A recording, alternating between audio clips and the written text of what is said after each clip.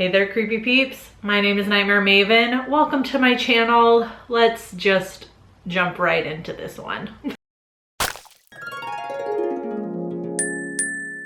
If you're new here, hi, hello, welcome. So happy you found my channel. Hopefully you stick around for a while. If this is your one and only video, I don't blame you because it's gonna be kind of a downer. Those of you that are returning, welcome back. I'm very happy to see you again. Okay, so the Indiegogo campaign for this technically ended yesterday, but I recently shared again about the mental health and horror documentary. I'll leave links in the description if you just want to know more about it. Anyways, the final push for the Indiegogo campaign inspired this video. I've done a video inspired by this documentary before about like my comfort horror movies, which I'll link above if you want to watch that. So if you are a recent subscriber, I'll fill you in super quick in case you don't know. My mom passed away in December of 2020 from cancer. Now you're caught up. And I just thought I would share some of the horror movies that helped me through the grieving process a little bit this past year. I feel like the horror genre and themes of grief go hand in hand. One of the major threads in the majority of horror movies is death, just in general. A lot of them take it a step further and talk about like what happens after we die and all the different topics surrounding that. So in no particular order, here are 5 horror movies, some of which have major themes of grief, but all of them helped me with my own grief. First is Midsommar. There's a lot going on in this movie aside from Dani grieving her sister and parents, but the parts that were so cathartic to me were the scenes where Dani is sobbing. I know that sounds weird, but like when she separates herself from the group because she has to let the tears out, I felt that. The rest of my family, like as I discovered during this whole process, this whole past year, is very stoic when it comes to grief. They were more about like keeping like calm and collected this past year, or at least that's how it appeared to me. And I'm more of a like wear it on your sleeve type of person. I related hard to Dani like feeling the need to like separate herself from the group and go off and just like sob because, you know, like she felt it like welling up and didn't want to take away from everybody else's good time and just go off somewhere and cry. Hit me right here.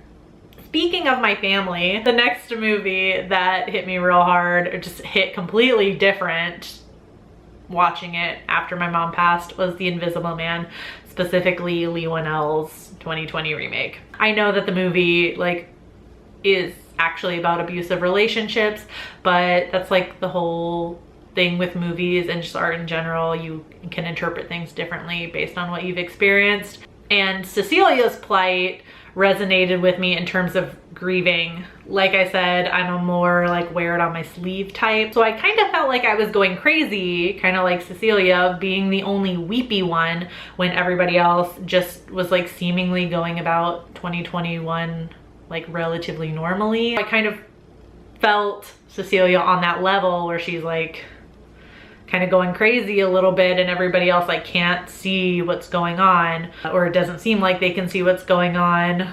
Man, I just really put my dad and my brother on blast there, didn't I? Anyways, give this video a thumbs up for family drama, am I right?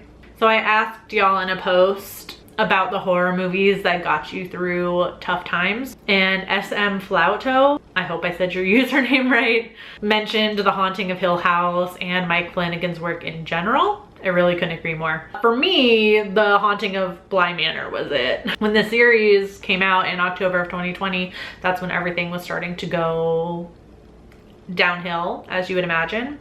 So watching the series was both cathartic and also just hurt really badly. But one of the biggest themes in this series that I found was holding on when it comes to death, loved ones who have passed on. And obviously, when it comes to shit like cancer, you're watching a loved one go very slowly and you just want to hold on. So as you can imagine, the ending of this series, sobbing uncontrollably, like red in the face, ugly crying.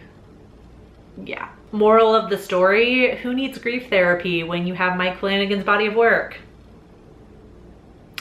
For legal reasons, that's a joke. And for serious reasons, that's a joke. Definitely seek out therapy. Along with Mike Flanagan's body of work. So this next one is gonna make you think I've gone off the deep end. Seriously.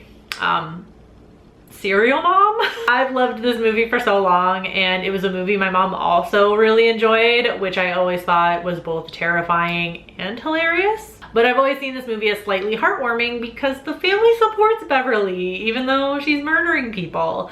Whether that was the intended message on John Waters' part or not, I'll never know. How did this help me? You might be asking yourself. Well, it kind of helped me with those memories that kept cropping up. Like all the times I was just like such a shitty kid or such a shitty teenager. And all those times I just thought my mom was so annoying or being so mean. And it hurts even more because it's like, I know that she loved me even when I was being a shithead, and I love her even though sometimes she annoyed me.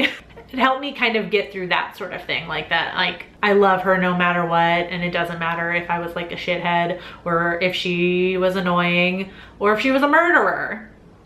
I mean, we're both Cancer signs. Being a Cancer sign also, I know that it's very possible. And finally, if this was a ranked video, this would be in the #1 spot, and it is The Final Girls. This one was probably the most on the nose for me. A girl loses her mom way too soon and then gets sucked into a cheesy 80s slasher that her mom starred in long ago. Exactly the same thing happened to me. My mom was Nightmare Maven channel #1 fan. And I used that kind of against her to get her to be in the occasional video. In case you were wondering what the Mama Maven playlist is, those are the few videos I got her to be in. And at first, when everything happened, I didn't want to rewatch those because it just hurt. I'm kind of like how Max didn't want to go see her mom in the 80s slasher. But then of course, over the course of the movie, Max starts to like appreciate the position that she's in, being in the movie and getting to interact with her mom, even though it's her mom as this character. So I go back and watch those videos now, and I am so grateful that I got her to be in those videos, because now I never have to forget like what her voice sounded like. I also can't ever forget like her super cheesy jokes that she would make.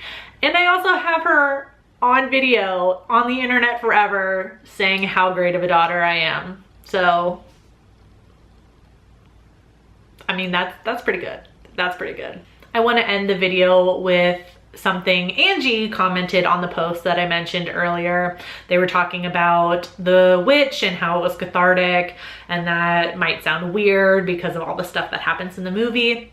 Not weird at all, by the way. That's the beauty of this genre, right? Like, no matter how weird it may sound, like these themes can be a form of therapy. Again, not a replacement. That's like the point of this whole video. Even something as out of left field as Serial Mom can just help even the tiniest bit in working through grief, or I would say just dealing with grief, because it never really goes away. It just, you know, you get better and more adept at dealing with it. So in case you missed that post I was talking about, please share, if you want to, some movies, horror movies that helped you get through tough times. You don't have to share, but I would really love to read them if you don't mind sharing. I know this was not the most upbeat of videos, although I'm realizing now I made a lot of jokes throughout. It was really to keep me from crying, so thank you for listening.